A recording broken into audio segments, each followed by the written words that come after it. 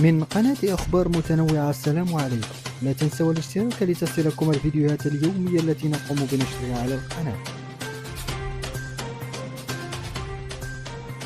تقدم الاتحاد الجزائري لكرة القدم بقيادة وليد سادي باحتجاج للاتحاد الإفريقي للعبة على خلفية ما اعتبره ظلما تحكيميا تعرض له المحاربون خلال التعادل مع بوركينا فاسو بهدفين لمثلهما اليوم السبت ضمن الجولة الثانية من دور المجموعات في كأس أفريقيا.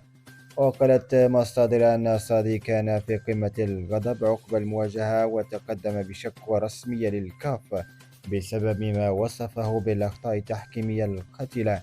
وشهدت المباراة منح الخيول ركلة جزاء في الدقيقة 71 بعد العودة لتقنية الفار. وجاءت ركلة الجزاء بداية عرقلة لاعب بوركينا فاسو داخل منطقة العمليات من قبل آيت النوري لاعب الجزائر.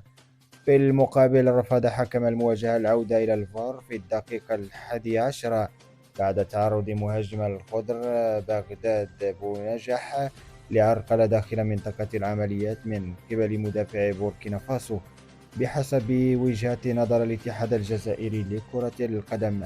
وكانت الجزائر قد تعادلت أيضا في الجولة الأولى من البطولة الإفريقية أمام أنغولا بهدف لمثله.